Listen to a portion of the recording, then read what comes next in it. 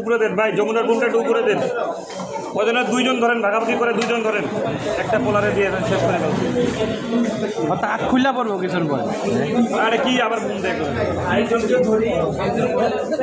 উপরে দেন ভাই, উপরে ওঠেন, বোনগুলো নিয়ে উপরে ওঠেন।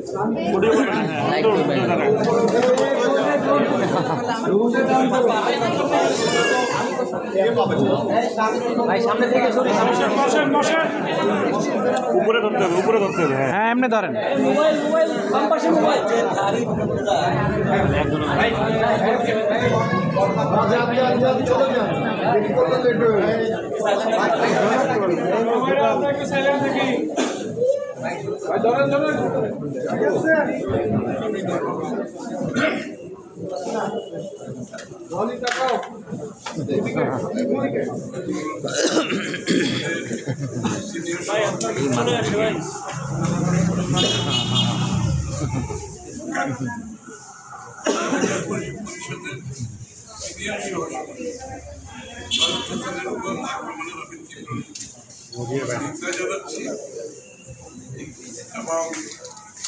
আমরা আশা করছিলাম যে বাংলাদেশ একটি নতুন বাংলাদেশ চলে আসছে।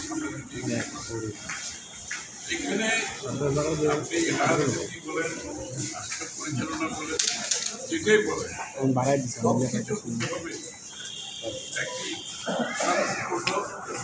রাজনৈতিক পরিবেশে এবং এটার জন্যই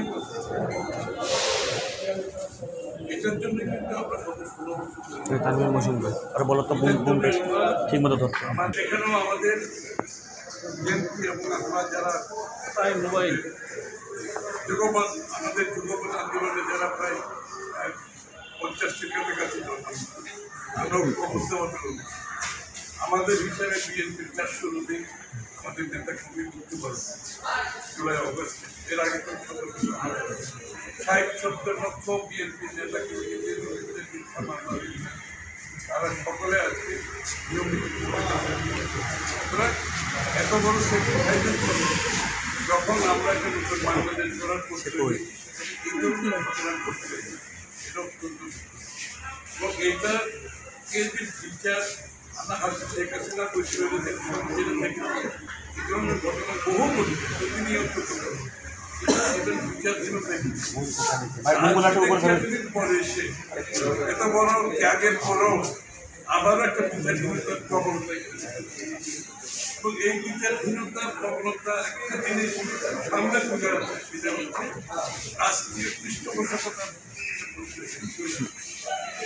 যদি রাষ্ট্রীয় পৃষ্ঠপোষকতায় যদি কাউকে রাজনীতি করতে হয়, কাউকে রাজনীতি চালাতে হয়, কারোর জন্য যদি সেই সুবিধা সৃষ্টি করতে হয়, তাহলে তো শেখ হাসিনা যাওয়ার দরকার।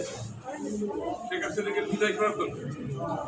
তাকে বিদায় করার একমাত্র উদ্দেশ্য হচ্ছে আজকে আর যারা সবার জন্য রাজনীতি করতে থাকে, সবাই অংশগ্রহণ করবে, জনগণের কাছে যাবে, জনগণ যাদেরকে নির্বাচিত করবে তারা সংসদে যাবে, সরকারে যাবে, তারা দেশের মানুষের ম্যান্ডেট নিয়ে দেশের মানুষ কি পরিবর্তন চায়, কি সংস্কার চায় সেটা পূরণ করবে।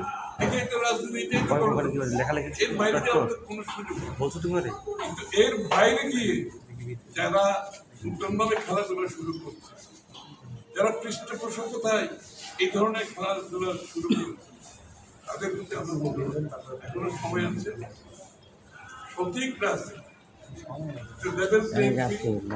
এবং শান্তিপূর্ণ, একে অপরের প্রতি শ্রদ্ধা রেখে সম্মান রেখে আমরা যাতে আগামী দিনের রাজনীতি করতে পারি, এটাই বাংলাদেশের মানুষের দরকার।